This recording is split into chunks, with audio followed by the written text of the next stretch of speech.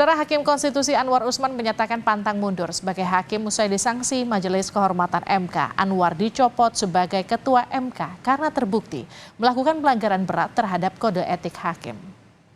Anwar Usman merasa sudah difitnah dan disudutkan berbagai pihak. Ia pun menyatakan pantang mundur sebagai Hakim Konstitusi.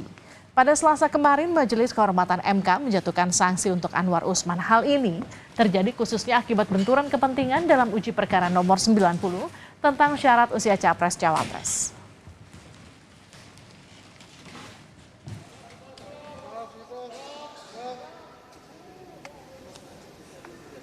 Yulius, betul sekali. Mohon maaf majelis, tadi saya tertahan dan disuruh saat ini harkat, derajat, martabat saya sebagai hakim karir selama hampir 40 tahun dilumatkan oleh sebuah fitnah yang amat keji dan kejam.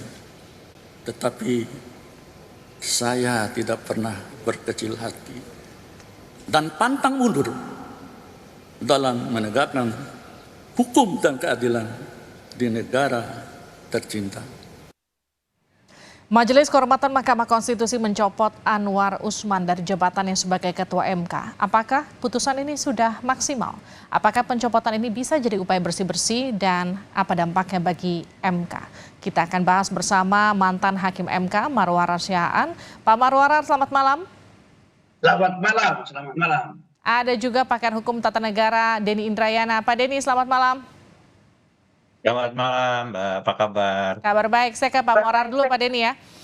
Pak Marwarar, Pak Anwar Usman sudah dicopot, tapi Anda minta dia mundur. Apa dampaknya kalau Anwar Usman masih di MK memang?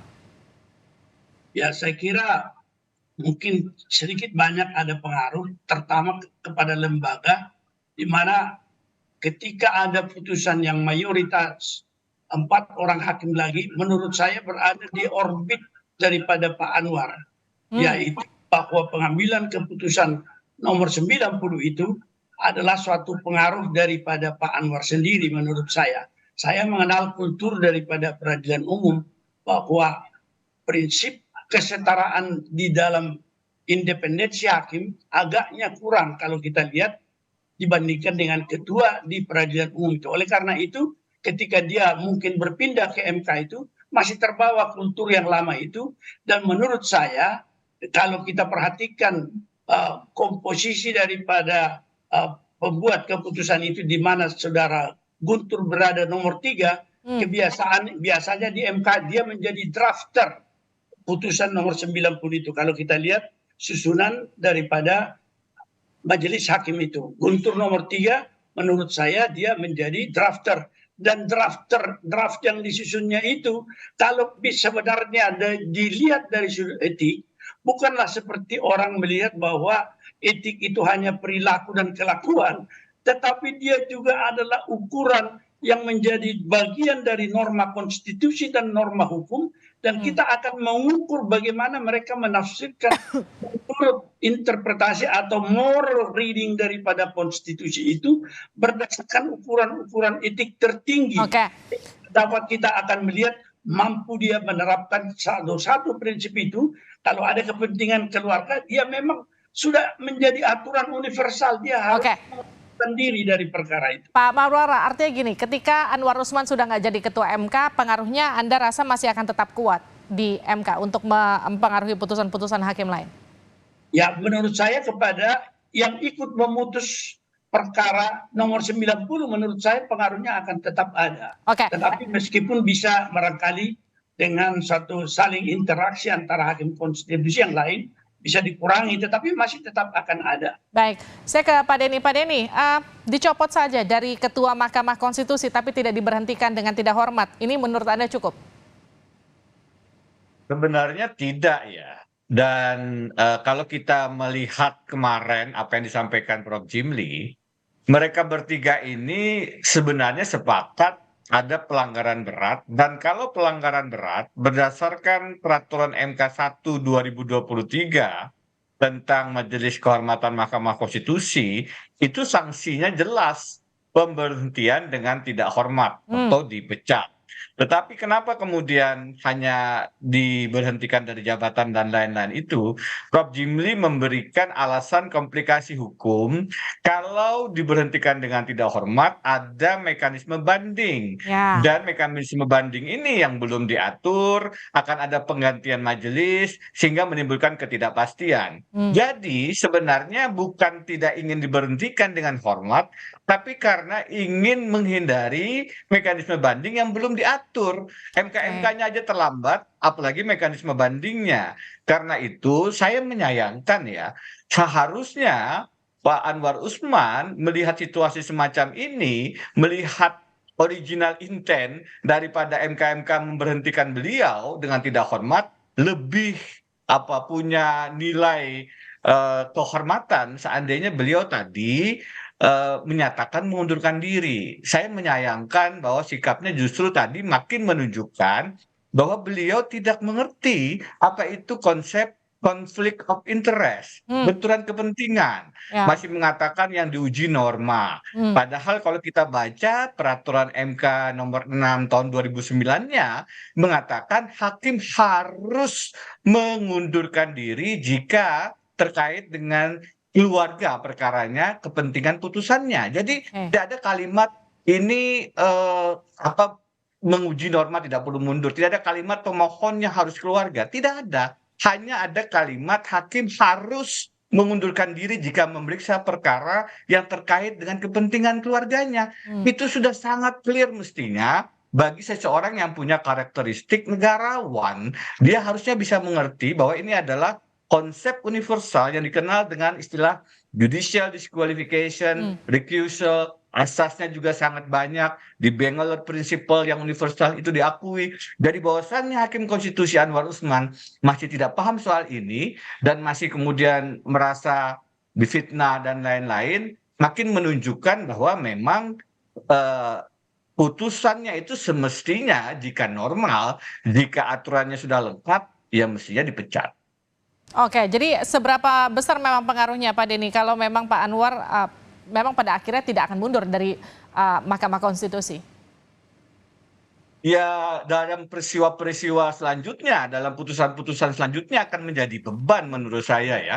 Meskipun kan sudah ditarik dari perkara-perkara pemilu. Ya. Tetapi tetap saja kemudian akan publik melihat ini ada hakim yang sudah diberi sanksi pelanggaran berat, tetapi kemudian tidak dipecat semata-mata bukan karena kesalahannya lebih rendah, tapi karena aturannya yang tidak memungkinkan. Karena itu menurut saya ini akan menjadi beban bagi MK. Tapi kalau Pak Denny, semestinya Pak Anwar mundur karena tidak membebani Mahkamah Konstitusi. Baik, ini kan kalau menurut prediksi Pak Mahfud sebelumnya ini kan dianggap justru melampaui prediksi beliau bahwa dianggap mungkin ini hanya akan dikenakan sanksi, tidak dicopot dari posisi Ketua MK dan juga tidak dibebas tugaskan di sengketa-sengketa pemilu. Menurut Anda justru putusan ini apakah sudah cukup atau justru anti klimaks? Saya sebenarnya ingin dua hal yang utama ya. Pertama tentu sanksi berat PDTH, pemberhentian dengan tidak hormat terhadap Anwar Usman. Kalaupun ada upaya hukum banding, sebenarnya ada konsep with forward beats forward, bahwa putusan tetap dilaksanakan meskipun ada upaya hukum lain, itu bisa diambil. Yang kedua, sebenarnya saya juga meminta agar MK-MK tidak perlu membatalkan dan tidak bisa membatalkan putusan MK nomor 90, tapi memberikan semacam rekomendasi MK sendiri yang kemudian memeriksa agar tidak menimbulkan sandera terhadap pencalonan presiden dan wakil presiden. Kenapa? Sekarang akan muncul argumentasi ada calon kandidat yang terdaftar sebagai pasangan di Pilpres 2024, tetapi adalah hasil dari putusan yang tidak punya dasar moralitas, melanggar etika, dilakukan oleh pamannya, dan seterusnya. Itu akan membebani Pilpres kita, akan mencederai free and fair election kita sedari awal. Alangkah baiknya seandainya MK-MK memberikan rekomendasi agar itu diperbaiki, dalam artian MK sendiri yang memutus, bukan yang lain. Faktanya sekarang ada permohonan yang tadi siang sudah dilakukan pemeriksaan pendahuluan. Saya sendiri dengan Dr. Zainal Arifin Mohtar dari UGM juga sudah mengajukan uji formil atas putusan 90, dan itu tidak sulit. Tinggal mengambil putusan MK-MK bahwa memang terbukti ada pelanggaran berat, ada benturan kepentingan yang dilakukan oleh Anwar Usman, sudah dijatuhi hukuman, maka prosedur pengambilan keputusan dalam putusan 90 sudah kelihatan cacatnya dan bisa kemudian dievaluasi tidak oleh lembaga lain karena akan melanggar prinsip final and binding, tetapi oleh Mahkamah Konstitusi sendiri. Oke, tapi ini kan kemudian sudah prinsipnya mengikat dan juga final, bukan, Pak Denny? Justru itu, bukankah MK dalam beberapa putusannya bisa kemudian menguji norma yang sama dengan argumentasi yang berbeda? Jadi final and binding-nya tidak tercederai karena yang merubah, kalaupun akan merubah, belum tentu merubah. Kita masih punya waktu sebenarnya sampai tanggal 13, tadi saya membaca keterangan KPU bahwa penetapan pasangan calon itu baru definitif 13 November, maka supaya tidak membebani Pilpres 2024, supaya tidak kemudian Saudara Gibran Rakabuming Raka terus disoal bahwa dia menjadi cawapres berdasarkan putusan 90 yang cacat etika moral karena keterlibatan pamannya yang punya benturan kepentingan, alangkah baiknya demi kepastian hukum dan membersihkan cedera-cedera cacat-cacat konstitusional itu, putusan 90 diuji dalam artian MK sendiri yang melakukan pemeriksaan.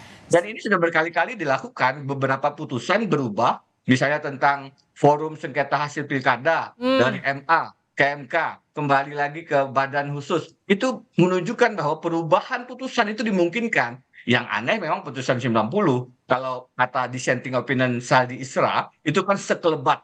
Paginya putusan 295155 menolak, tiba-tiba dalam waktu yang hanya hitungan detik atau hitungan hari lah, perubahan RPH-nya itu memang aneh kalau yang demikian. Tapi kan ini ada alasan untuk mengatakan memang MK mengatakan prosedur pengambilan keputusan 90 cacat etik sehingga ada alasan untuk mengevaluasi lagi putusan itu dengan permohonan baru, salah satunya yang kami ajukan lewat uji formil. Mengevaluasi putusan dengan permohonan baru, Pak Marwarar, ini adalah opsi terbaik menurut Anda atau justru ada opsi lain? Ya, saya kira ini salah satu pemecahan karena memang banyak yang berpendapat undang-undang kekuasaan kehakiman tentang ini, bahwa kalau hakim tidak mengundurkan diri dari perkara di mana dia punya kepentingan, maka putusan itu cacat. Di undang-undang kekuasaan kehakiman disebutkan harus segera diperiksa dan diputus perkara itu lagi, tetapi dengan majelis yang berbeda. Kalau ada keberanian dari Mahkamah Konstitusi yang minus Pak Anwar sekarang atas pengajuan permohonan baru dari Pak Denny dan kawan-kawan, saya kira ini bisa dilakukan apa yang dikatakan meluruskan dari cacat yang ada karena adanya konflik of interest itu, sehingga barangkali ini akan bisa kita dapat kepastian nanti, benarkah misalnya Gibran boleh sampai kepada pencalonan yang dikatakan untuk menjadi cawapres itu. Tetapi yang paling penting sebenarnya bahwa perintah daripada undang-undang kekuasaan kehakiman itu cacat, tentu saja sebenarnya di dalam kerangka pemilu yang jujur dan adil yang harus kita kawal, itu menyebabkan ada suatu norma yang bisa muncul dari situ. Bisa diputuskan dalam perkara permohonan baru untuk meletakkan pada posisi sebenarnya. Saya kira dalam hal ini saya bisa menyetujui Pak Denny ini. Pak Marwarar, dalam satu pernyataan Anda sempat menyatakan ada budaya malu yang kemudian seharusnya diperhatikan dan juga dikedepankan oleh Anwar Usman, tapi ini tidak dilakukan. Kenapa kemudian pernyataan itu bisa keluar? Ya, saya kira apa yang menjadi latar belakang juga mungkin tentang putusan MK mencopot sebagai ketua dengan beberapa perintah bahwa tidak boleh mengikuti atau ikut dalam persidangan sengketa pemilu, dan kemudian kalau kita lihat daripada substansinya itu sebenarnya itu hakim yang non palu tapi masih berada di sana, itu juga akan menimbulkan suatu kesulitan baru bagi seorang hakim itu. Oleh karena itu, kalau misalnya putusan MK telah menyatakan dengan tegas terjadi pelanggaran politik dengan konflik of interest itu, maka sudah otentik buktinya bahwa Pak Anwar itu melanggar kode etik yang menyebabkan dia atau dia tidak mengundurkan diri dari kewajiban menjadi hakim dalam perkara itu. Oleh karena itu menurut saya, meskipun ada masalah teknis lain yang terpikir di dalam implementasi atau eksekusi putusan MK yang sulit. Mungkin itu strategi daripada MK supaya bisa segera, di samping tadi alasan teknis tentang soal banding, tetapi juga pembuatan keputusan itu tetap juga akan disampaikan kepada Presiden. Tentu di sini akan ada mungkin yang dipikirkan oleh Pak Jimli dan kawan-kawan, tetapi lepas daripada itu, tentu saja suatu putusan yang sudah menyatakan, seorang hakim sudah menyatakan, melanggar prinsip itu, kalau dia tidak dipecat dengan hormat yang menjadi sebenarnya muatan daripada norma pelanggaran itu, maka saya kira kalau kita memiliki satu shame culture, ya kita harus mundur saja kan. Apa artinya kita berada lagi di tempat itu di mana kita sebenarnya sudah dinyatakan unacceptable. Saya kira. Terima kasih Pak Marwarar, terima kasih Pak Denny sudah bergabung bersama kami di Sapa Indonesia Malam. Sehat-sehat selalu.